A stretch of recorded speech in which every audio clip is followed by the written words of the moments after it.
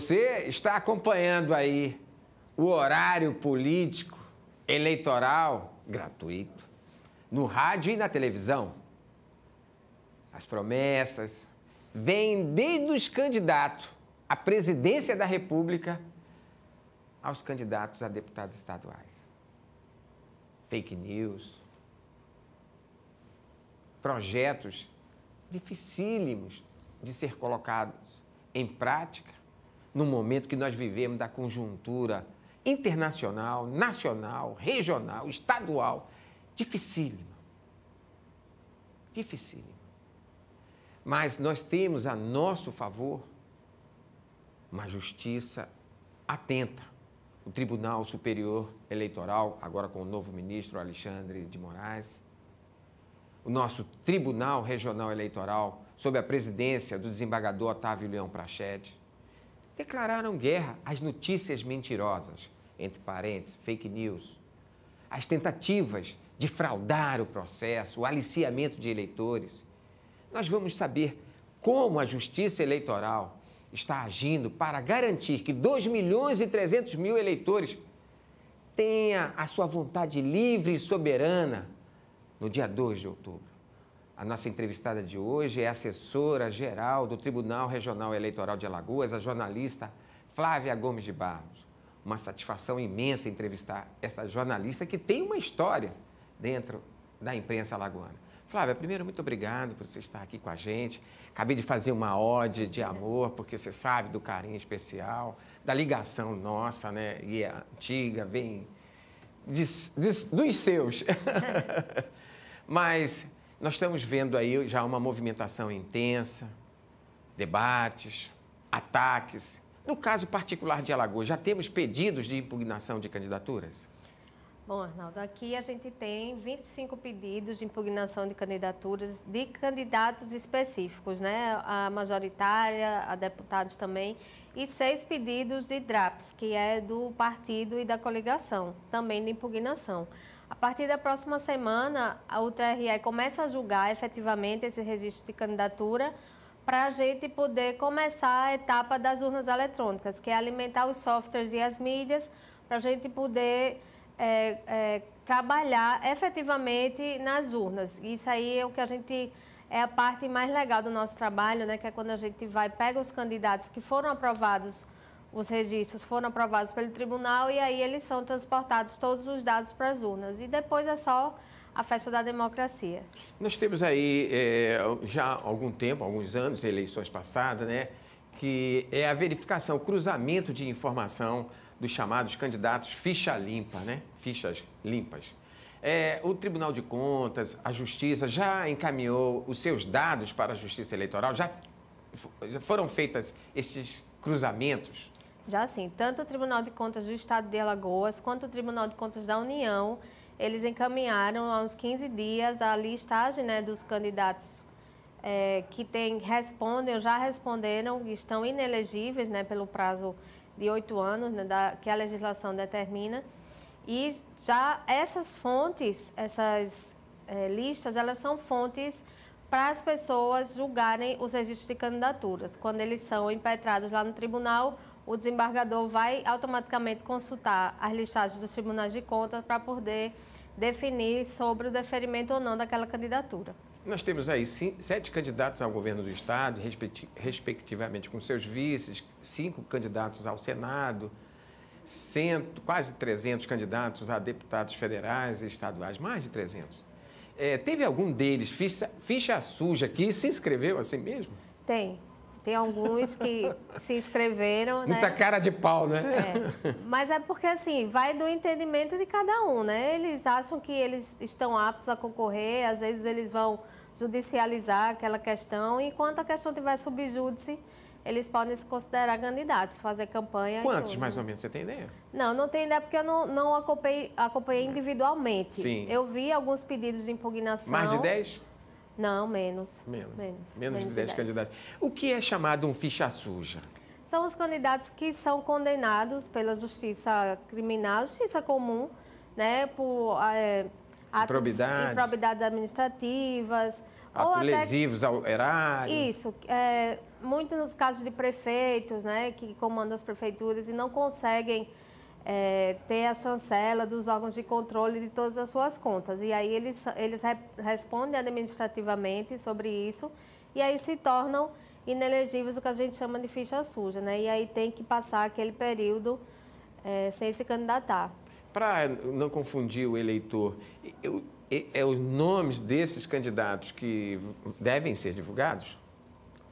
Acredito que no momento que o TRE for julgar essas candidaturas... Ainda não foram julgadas? Ainda não foram julgadas. Aí a gente vai fazer a divulgação, sim, mas de acordo com o julgamento do tribunal. Como a gente faz em eleições anteriores, né? Quando os registros eles estão certos, não tem nenhuma pedido de impugnação, às vezes o tribunal julga em bloco. Mas casos específicos que têm questões de impugnação, questões de erro no registro, aí eles são julgados individualmente. E aí a gente divulga sim. Nesse período, a gente já está vendo aí que a propaganda eleitoral já está ativa. Os candidatos já estão lá usando, mas também tem partidos que ainda não enviou as suas mídias, tanto para o rádio como para a televisão. Tem um tempo para eles mandarem ou eles podem passar esse período toda a propaganda eleitoral sem divulgar? Olha, eles podem fazer o que eles quiserem com aquele tempo, né, que foi determinado pela Justiça. O TSE ele encaminhou vários vídeos para esses partidos que não têm condições de preparar um guia, né? A gente sabe que é caro, tem uma série de determinações, de atos de produção mesmo, né? Você tem que filmar, mesmo. Tem que colocar libras, tem que colocar legenda, tem a questão de áudio, né, de caracterização. Então, às vezes, alguns partidos não têm condições de fazer. Mas aí o TSE encaminhou alguns vídeos, estão disponíveis para a gente suprir a lacuna no programa eleitoral gratuito. No caso deles não quererem ou não encaminharem esse material, aí fica lá, espaço reservado para o programa eleitoral gratuito. Poderia ter uma outra coisa mais lúdica, né? Ensinando naquele horário o eleitor a votar. Por falar em ensinar o eleitor a votar, nós teremos urnas novas. Nós teremos. Todas foram renovadas? Aqui em Alagoas, não. Cerca de 3.800 novas urnas, modelo 2020, chegaram aqui para o estado. A gente trabalha com um percentual de 6.500 urnas aproximadamente, né, em Alagoas toda. Quantos pontos de votação, né? 6.369 sessões eleitorais. Quer dizer, 50% nós teremos urnas novas e 50% as urnas antigas, né? Isso. E aí, essas urnas, elas têm mais camadas de segurança, as novas, né? A durabilidade dela é maior.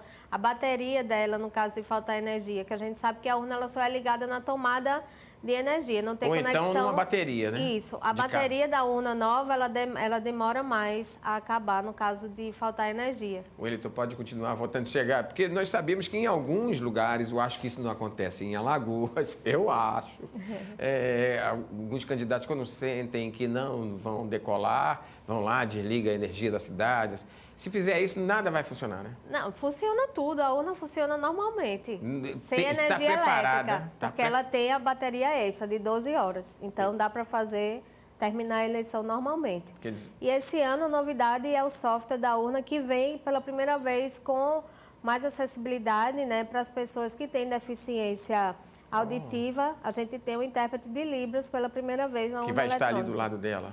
Não, está dentro do software. Quando o eleitor for votar, assim que aparecer o número, né, todas as informações da urna, tem lá uma pessoa fazendo a interpretação de Libras. Interessante. E para o eleitor com deficiência visual? A gente oferece, né, em todos as coordenadorias dos locais de votação, elas têm o fone de ouvido. No caso do eleitor que tem dificuldade, algum tipo de necessidade visual, deficiência visual, ele solicita ao mesário o fone, né? A gente tem vários fones descartáveis, e aí ele utiliza, coloca na urna e depois ele pode se desfazer do equipamento. Uma coisa que me chama a atenção, e a Gazeta publicou nesse final de semana uma ampla reportagem sobre a vida intelectual dos candidatos, né? No Brasil, já se sabe que mais de 50% dos candidatos têm ensino superior completo, 50,1%, né? Em Alagoas, esse percentual também, nós temos porque nós já tivemos candidatos analfabetos de municípios próximos da região metropolitana que o TRE foi lá, fez uma prova para saber se o cara sabia ler e escrever. Esse ano vai ser preciso fazer isso? A gente ainda não teve notícia de nenhum candidato, né, com essa dificuldade. Eles não declaram que são analfabetos, porque senão eles não podem concorrer, né?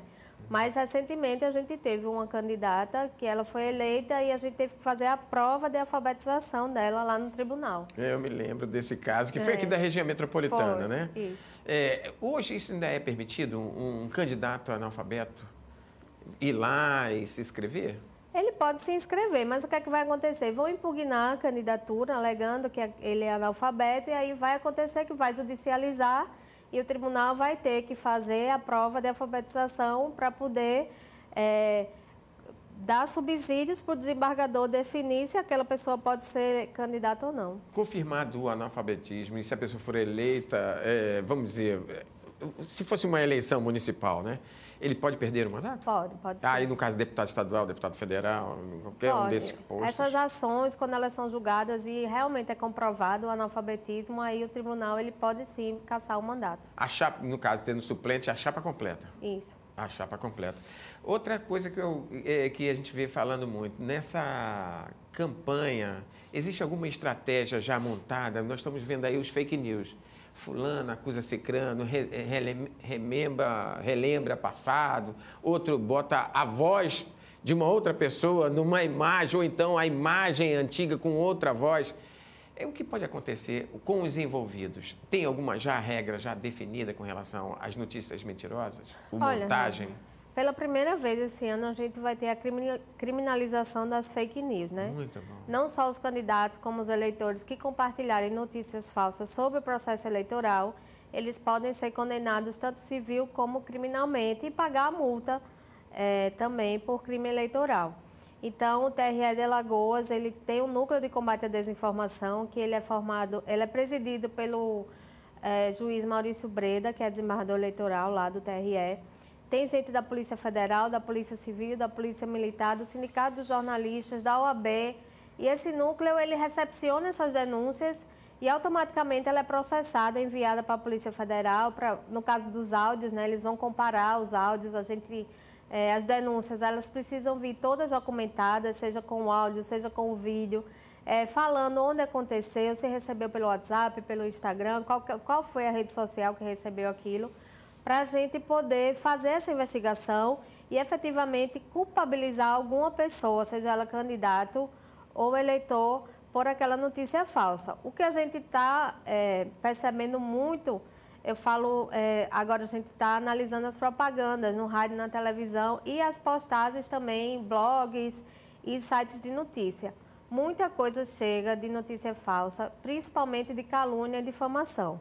E aí os candidatos que se sentem ofendidos, eles recorrem à Justiça Eleitoral, pedem para tirar aquele conteúdo automaticamente, seja do Facebook, do Instagram, de qualquer rede social. E também o candidato que compartilha, ou até o meio de comunicação. Nessa semana eu fiz uma notícia de um site de notícia e um portal no Instagram que estava compartilhando notícia falsa e ele vai pagar 15 mil de multa. Então, é uma multa alta, né? É um crime que a gente sabe que pode mudar o processo eleitoral. A Justiça Eleitoral, desde 2018, foca muito as suas atividades nessa parte de desinformação e notícia falsa.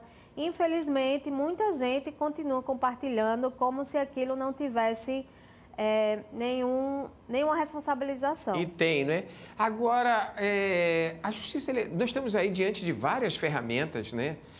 Cibernéticas, Instagram, sites, essa coisa. A Justiça Eleitoral de Alagoas está preparada para monitorar essas organizações todas, esse ataque à democracia? Você vai me responder isso no próximo bloco, já já.